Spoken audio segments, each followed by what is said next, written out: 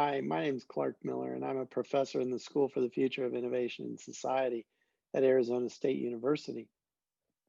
And in this video, which is the third in a series that I'm recording about the work of knowledge management and knowledge analysis, I want to focus on this question of why do we care how knowledge is made? In the previous two videos, I've emphasized that uh, in thinking about ways of knowing and knowledge management, we need to pay particular attention to how knowledge is actually put together and fashioned as knowledge, the kind of practices people use, the kind of methods that people use are absolutely crucial to kind of doing the work of knowledge management and knowledge analysis.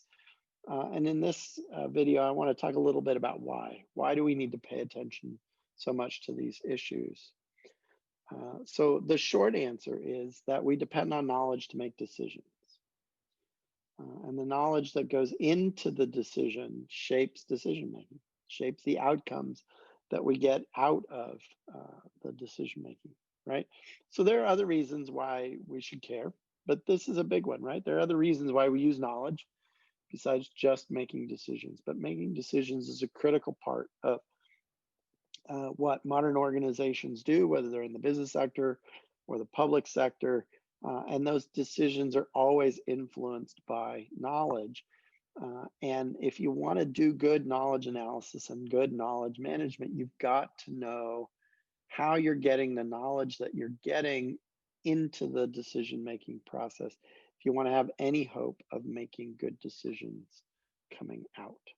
So let's think about the census, just as an example. The census is a once in a decade count of all of the people who reside in the United States, right? We go through and we survey every household in the country, and we use that survey to count all of the people, right? So it's a knowledge machine, if you will. It's a giant knowledge making process, right? But when we think about what's happened recently, for example, we've had controversy over the methods that we use in the census itself. So, for example, one of those is over whether or not we should include a citizenship question in the census survey, right? A question that would simply ask, are you a United States citizen?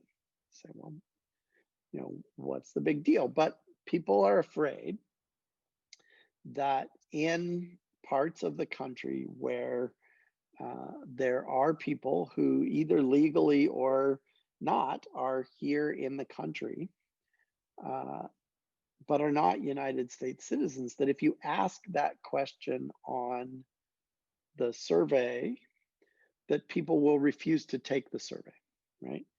And that will mean that you will generate in parts of the country that have significant numbers of these people, you may get undercounts, significant undercounts of the number of people who reside in those areas, right? So how you do the methods impacts how the count comes out. And that in turn shapes decision making. So we allocate every year in social programs, housing programs, food stamp programs, you name it, we allocate billions of dollars in federal funding to cities and counties based on the results of the census.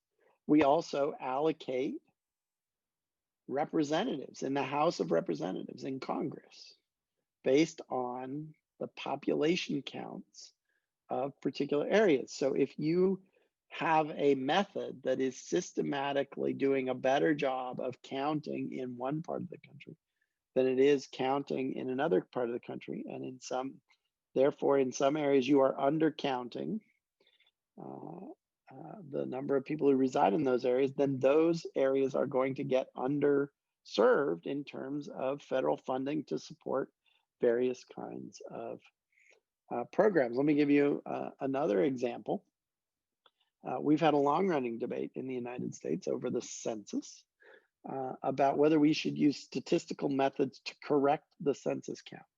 So why would you do that? Well, we know that the census survey undercounts people, right? We know that it comes up short because the field agents who go out to collect the survey cannot always find everyone. They cannot get everyone to take the survey. And so, for a variety of reasons, we just don't count everybody. And we know that that undercount,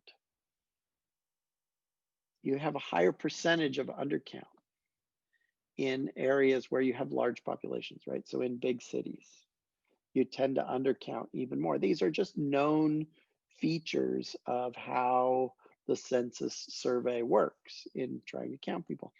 So various people have suggested along the way, well, look, we know how this works. We can make good estimates of how many people are undercounted. And if we statistically correct the census based on those statistical estimates, we could generate more accurate census counts, meaning that the numbers that it gives us would actually more closely reflect the actual number of people that we're supposed to be counting, right?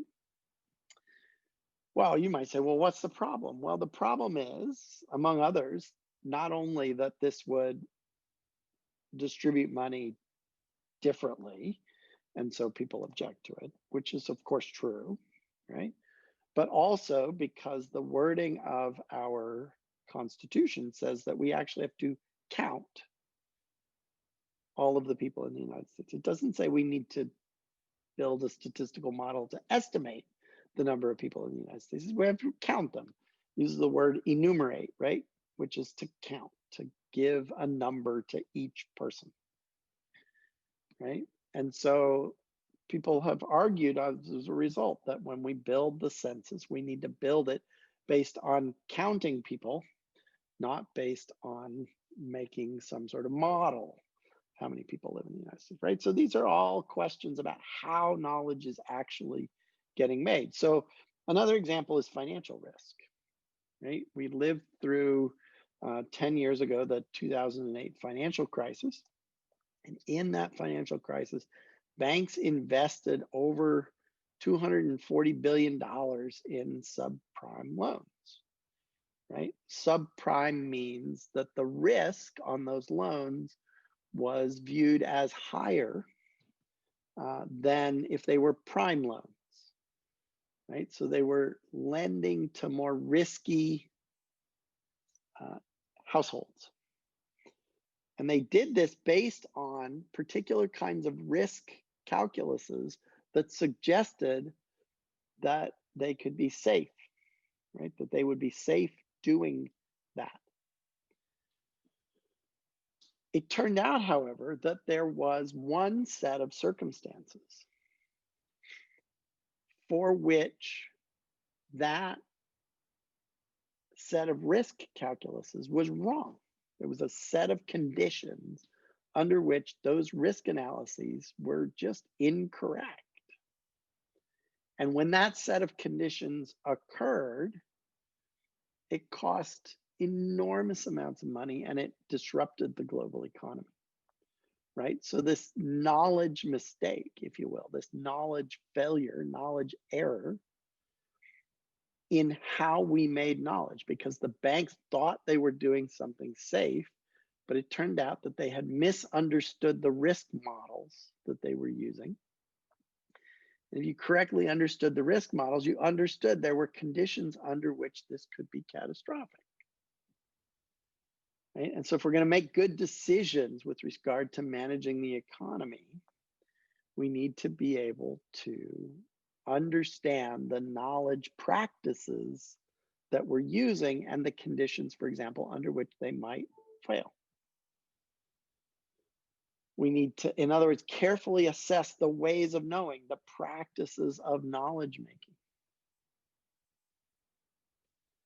Another reason that we care is because knowledge is expensive, right? It costs a lot of money to collect robust data. The census, which we do once a decade, costs $14 billion to collect that knowledge. It's unbelievably valuable knowledge, but it costs an enormous amount of money to collect that.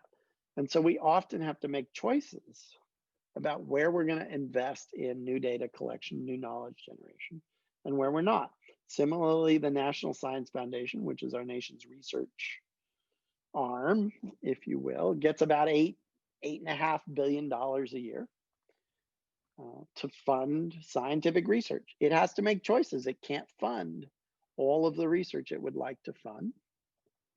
It can only fund $8.5 billion worth. So if it invests a chunk of that over here in, let's say, engineering, then there's less money available over here in, say, the social sciences in order to do research. So we have to think about prioritizing how we make the knowledge that we make. But of course, as we've already seen, poor data quality also costs money. So we have to make trade-offs, right, about where we invest, but also how rigorously we invest, right? We can get more robust knowledge often, but we need to spend more money to do it, right? And so you have all of these trade-offs, and these trade-offs require us to know what we're trading off.